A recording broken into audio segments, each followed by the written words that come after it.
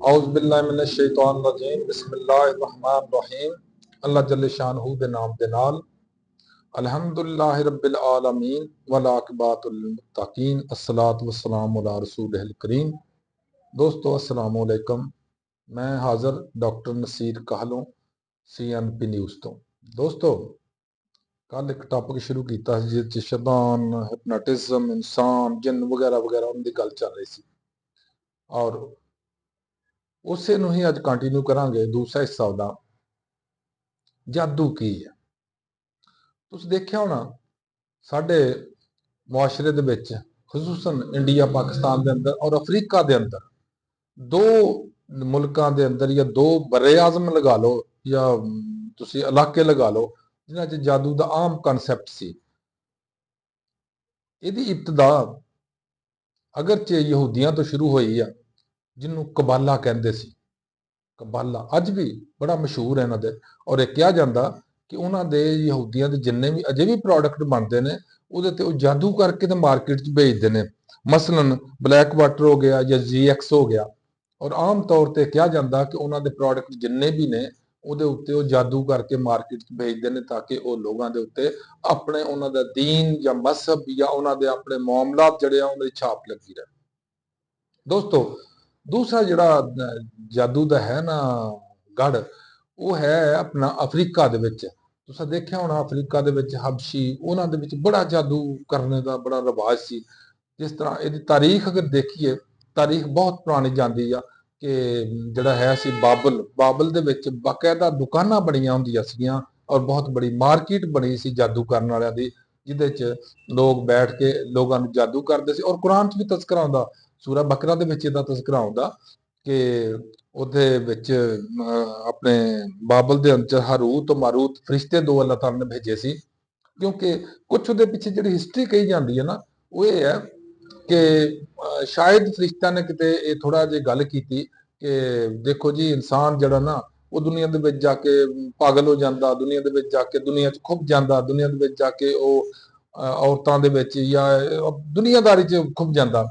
ਅੱਲਾਹ ਤਾਲਾ ਨੇ ਉਹਨਾਂ ਨੂੰ ਬਤੌਰ ਟੈਸਟ ਭੇਜਿਆ ਕਿ ਜਾ ਕੇ ਤੁਸੀਂ ਦੇਖੋ ਇਨਸਾਨ ਦੀ ਹਿੰਮਤ ਹੈ ਕਿ ਉਹ ਦੁਨੀਆ ਦੇ ਅੰਦਰ ਇੰਨੀ ਰੰਗੀਨੀ ਹੋਣ ਦੇ ਬਾਵਜੂਦ ਮੇਰੀ ਜ਼ਾਤ ਮੁਕੱਦਸਾ ਜਿਹੜੀ ਹੈ ਅੱਲਾਹ ਤਾਲਾ ਦੀ ਜ਼ਾਤ ਯਾਨੀ ਉਹਦਾ ਤਜ਼ਕਰਾ ਵੀ ਰੱਖਦੇ ਨੇ, ਜ਼ਿਕਰ ਵੀ ਰੱਖਦੇ ਨੇ ਔਰ ਉਹਦੇ ਮੁਤਾਬਕ ਜ਼ਿੰਦਗੀ ਵੀ ਗੁਜ਼ਾਰਦੇ ਜੋ ਮੈਂ ਹੁਕਮ ਦਿੱਤਾ ਹੈ। ਲਿਹਾਜ਼ਾ ਹਾਰੂਤ ਮਾਰੂਤ ਨੂੰ ਬਾਬਲ ਦੇ ਅੰਦਰ ਭੇਜਿਆ ਗਿਆ ਔਰ ਬਾਬਲ ਦੇ ਅੰਦਰ ਉਹਨਾਂ ਨੇ ਉਹੀ ਦੁਕਾਨ ਇਸ ਤਰ੍ਹਾਂ ਜਿਸ ਤਰ੍ਹਾਂ ਉਹ ਕਿਉਂਕਿ ਉਹ ਸਾਰੀ ਉਹਨੂੰ ਕਹਿੰਦੇ ਸਾਰੀ ਦੁਕਾਨ ਬਣਾ ਲਈ ਜਿਸ ਤਰ੍ਹਾਂ ਕਿ ਉਸ ਮਾਰਕੀਟ ਦੇ ਅੰਦਰ ਜਾਂ ਉਸ ਬਾਜ਼ਾਰ ਦੇ ਅੰਦਰ ਸਾਰੇ ਇਹ ਕੰਮ ਕਰ ਰਹੇ ਸੀ।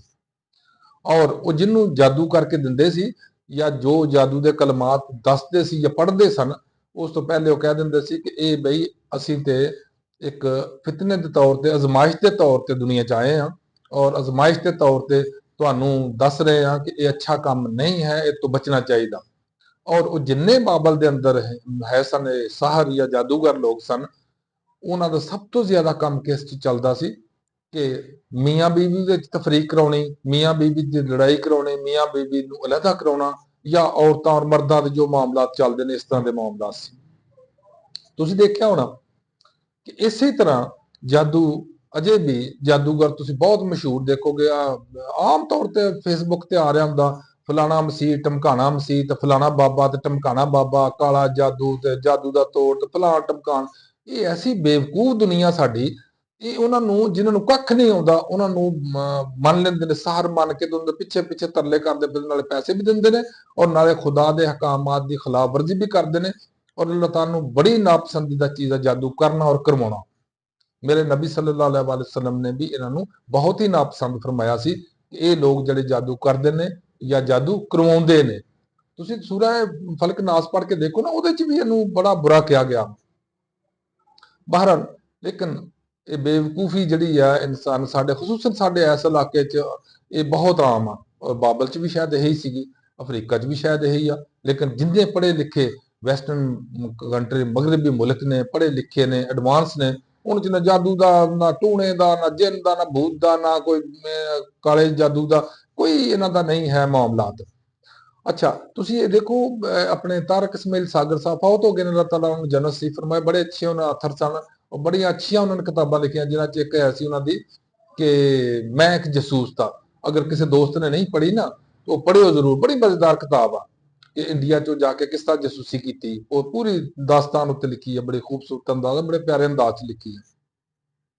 ਉਹਨਾਂ ਨੇ ਹੀ, ਮੈਂ ਉਹਨਾਂ ਦਾ ਵੀਲਾਗ ਇੱਕ ਦਿਨ ਸੁਣ ਰਿਹਾ ਸਾਂ, ਮੇਰੇ ਕਾਲੇ ਜਾਦੂ ਯਾਨੀ ਕਬਾਲਾ ਦੇ ਉੱਪਰ ਬੜਾ ਹੀ ਮੁਫੱਸਲ ਉਹਨਾਂ ਨੇ ਬਿਆਨ ਉਹਦੇ ਤੇ ਕੀਤਾ ਸੀ। ਉਹ ਕਿਸ ਤਰ੍ਹਾਂ ਹੁੰਦਾ ਵੇ ਜਾਦੂ, ਇਹ ਕਿਸ ਤਰ੍ਹਾਂ। ਈਵਨ ਪਾਕਿਸਤਾਨ ਬਣਨ ਤੋਂ ਪਹਿਲੇ ਵੀ ਨਾ, ਲਾਹੌਰ ਦੇ ਅੰਦਰ ਵੀ ਇੱਕ ਦੋ ਜਗ੍ਹਾ ਐਸੀਆਂ ਸਨ ਜਿੱਥੇ ਇਹ ਕਬਾਲਾ ਜਾਦੂ ਦੀ ਬਕਾਇਦਾ ਟ੍ਰੇਨਿੰਗ ਦਿੱਤੀ ਜਾਂਦੀ ਹੁੰਦੀ ਸੀ। ਤੇ ਉਹਨਾਂ ਦੇ ਵੀਲਾਗ ਅਗਰ ਤੁਹਾਨੂੰ ਮਿਲ ਸਕੇ ਨਾ, ਤਾਰਕ ਇਸਮਾਈਲ ਸਾਗਰ, ਉਹਨਾਂ ਨੂੰ ਡਾਊਨਲੋਡ ਕਰ ਲਓ, ਔਰ ਉਸ 'ਚ ਤੁਹਾਨੂੰ ਕਬਾਲਾ ਦੇ ਮੁਤਲਕ ਬੜਾ ਅੱਛਾ ਉਹਨਾਂ ਨੇ, ਬਲਕਿ ਉਹਨਾਂ ਦੀਆਂ ਸਿਰਫ ਕਬਾਲਾ ਦੇ ਉੱਤੇ ਨਹੀਂ, ਬਹੁਤ ਸਾਰੇ ਜਿਹੜੇ ਬਲੈਕ ਵਾਟਰ XX ਜਿਹੜੇ ਵਗੈਰਾ ਵਗੈਰਾ ਸਨ ਨਾ, ਇਹਨਾਂ ਦੇ ਮੁਤਲਕ ZX, ਇਹਨਾਂ ਦੇ ਮੁਤਲਕ ਬੜੀ ਤਫਸੀਲ ਨਾਲ ਉਹਨਾਂ ਲਿਖਿਆ।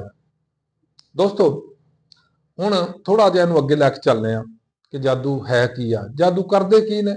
ਇੱਕ ਇਨਸਾਨ, ਮਰਦ ਜਾਂ ਔਰਤ, ਉਹਦੇ ਉੱਤੇ ਜਾਦੂ ਕੀਤਾ ਜਾਂਦਾ, ਤੇ ਜਿਹੜਾ ਉਸ ਜਾਦੂ ਨੂੰ ਕਰਦਾ ਜਾਂ ਜਾਦੂ ਨੂੰ ਕੱਢਦਾ, ਜਾਦੂ ਨੂੰ ਤੋੜ ਕਰਦਾ, ਉਹਨੂੰ ਖਤਮ ਕਰਦਾ, ਉਹਨੂੰ ਆਮਲ ਕਿਹਾ ਜਾਂਦਾ। ਆਮਲ ਉਹਨਾਂ ਦੋਨਾਂ ਨੂੰ ਕਿਹਾ ਜਾਂਦਾ, ਜਿਹੜਾ ਕਿਸੇ ਦੇ ਜਾਦੂ ਚੜਾਵੇ ਯਾਨੀ ਕਰੇ, ਜਾਂ ਕਿਸੇ ਦਾ ਜਾਦੂ ਉਤਾਰੇ ਜਾਂ ਉਹਨੂੰ ਕੱਢੇ ਜਾਦੂ।